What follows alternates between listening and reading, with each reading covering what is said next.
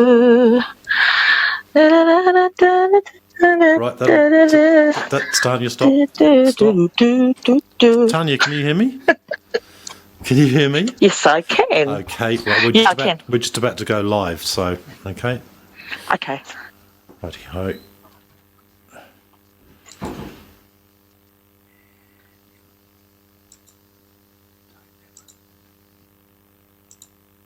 Right, by a miracle, we're back. We're back. It's After Dark, and joining me on the line is Tanya from Pacific Underground.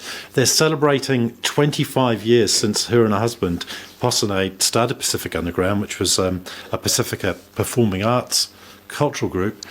Welcome to the program, Tanya. Thank you. Good evening. How are you? I'm very good, thank you. You're going to put on a big show at the town hall. We are. In the main auditorium. Yes, we are. So tell us about that. I mean, there's some very well-known names going to be joining you. Sure. Well, first of all, thanks for having me on After Dark. Congratulations for launching this great platform. And also, just want to clear it up. We're co-founders. We didn't start it all on our own. Oh, right. Yeah. Pacific Underground was a bunch of people that creatives in theatre who were, who went on a tour and came back and said we need to make our own stories, and we were there to support. So it was, it's one of those things that we're very proud to have been part of and still are part of. So the show that we're doing is called Meet Me at the Doghouse, and it's part of Arts Festival, the newly revamped Arts Festival, and we're calling back the family, the whānau to come back together and have a massive jam at the town hall, and music and a little bit of theatre. We'll chuck a few things in there, some pictures and stuff as well. And it's really about celebrating our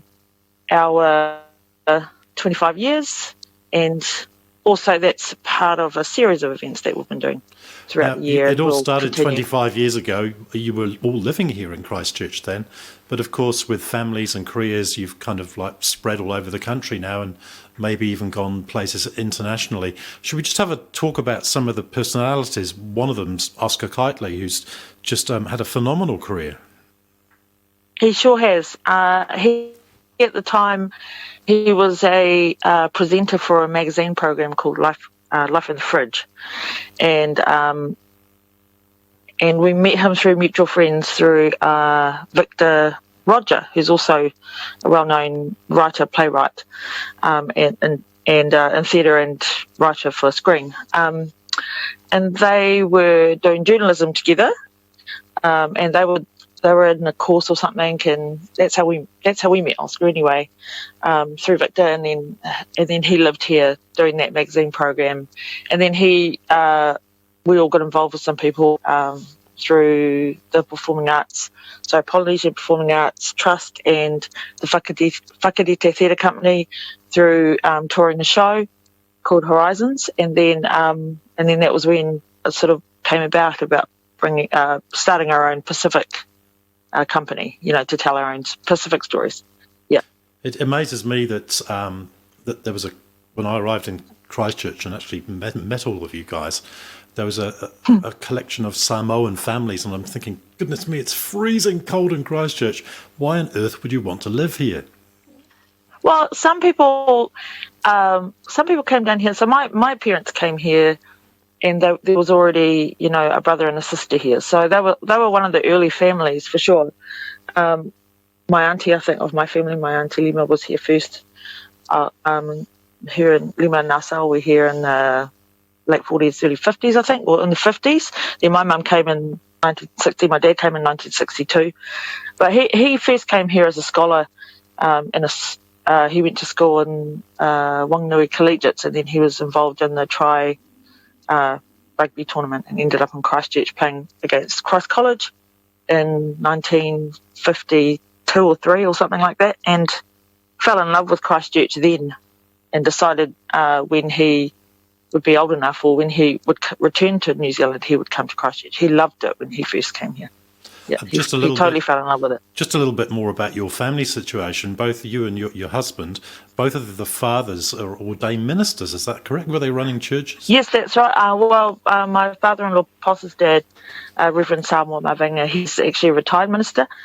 So yeah, I think he studied in. Yeah, he was the minister for Union Parish.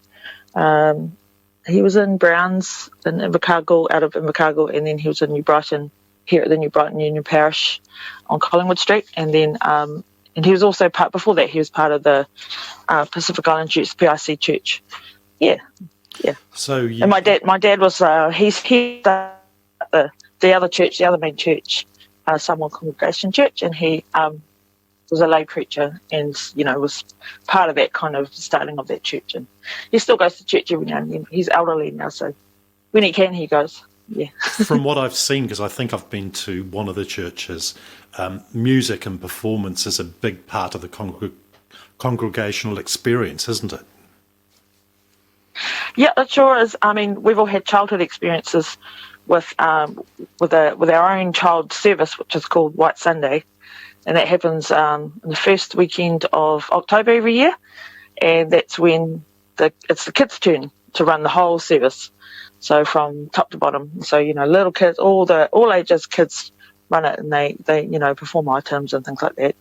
And so we've all had our experience where we've had to recite verses and sing songs as family units, as class units. It's quite a big deal, and then we get spoiled. The big lunch afterwards is all about the kids, and yeah, it's quite a big deal. We all dress in white. Everyone dresses in white, and that's quite a big deal. So we've all had that kind of experience, not just White Sunday, but also Bob class and sitting in the church, and performance and the band and music and choir, especially the songs that our parents brought over from Samoa and the hymns. It's very part of our upbringing. I think the one I went to was maybe a Mother's Day one, and all of the sons were coming up and doing a cappella, sort of like arrangements of songs that the parents liked. Would that be correct? Yeah, that sounds lovely. Right, a couple more luminaries from Pacific Underground. Lady Six. Oh yeah, So Lady and Parks, her partner, her life partner, who's also the producer of their sounds. He was actually our bass player for our band. And Lady, at the same time, they kind of started out sort of at the same time. She was part of a collective called Sheila Rock, which was an all-girls hip-hop group, all-female hip-hop MCs, big girl dancers, graph artists. They were doing all young females. She was part of that collective and was sort of emceeing around the traps around, with other live MCs, and really just jumping up and really getting involved, really immersing herself in the culture of that. And then we'd been playing for years, but we were kind of starting to merge those two with some of the hip hoppers from Beats and Pieces and those collectives that had their own shows on RDU and that, and sort of merging that with live band. And Lady was one of those ones, and she was really making a name for herself as a female MC. And Parks was our bass player, and they were jamming, and then they started their own group called Verse 2, and then the rest is sort of history. But we had like this show that we're doing coming up. We've asked those guys, Parks and Lady and Beats and Pieces crew.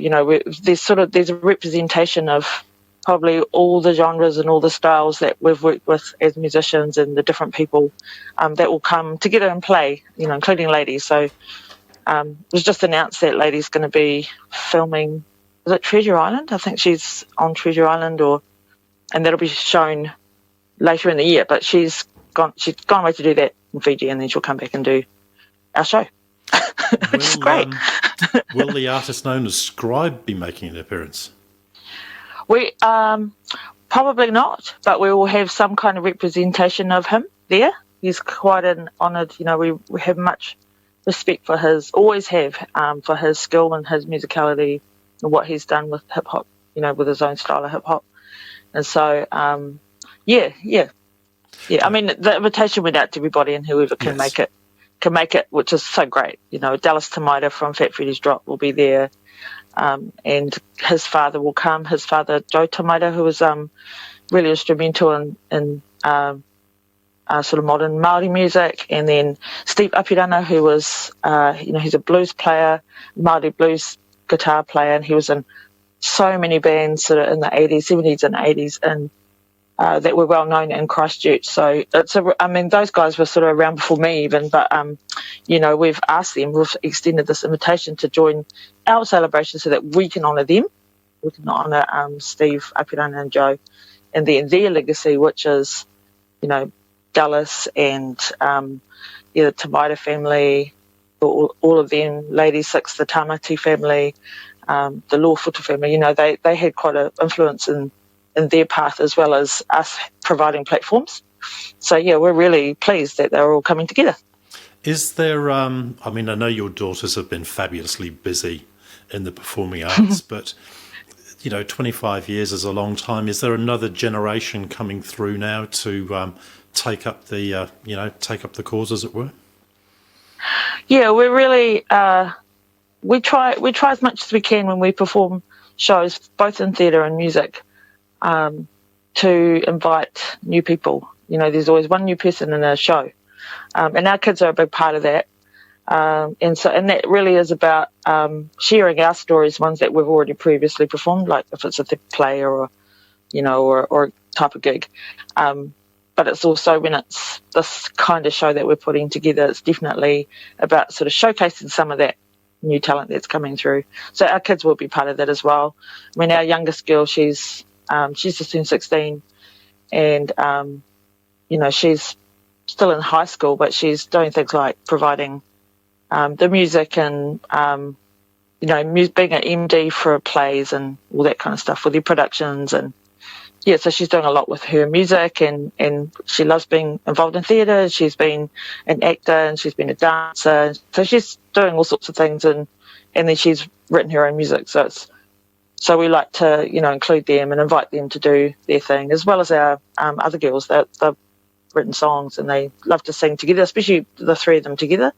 So yeah, we try as much as we can to get them involved. Yeah.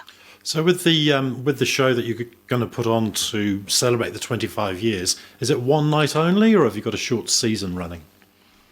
It's one night only on the Saturday, the 3rd of August, in the Town Hall, in the main auditorium there, in the Douglas Lilburn Auditorium. Okay, what about the ticket prices on that, Tanya? So the ticket prices it's $40, and I think the sessions are $36, I think. Yeah.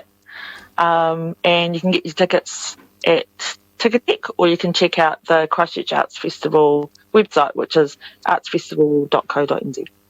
Yeah, and you'll see all the shows there. Fantastic to talk to you again. Very best wishes for the show. Thank you. Thanks, Nick. It's nice to be one of the first people on your show. Oh, that's great. Thanks for the support. And good. I'll no doubt see you shortly anyway. Yes. As our interests collide. So have a great show. Thank you, Nick. Cheers, Tanya. Thank you very much. Okay. Right. Where are we? We're about sort of 25 to 10 now.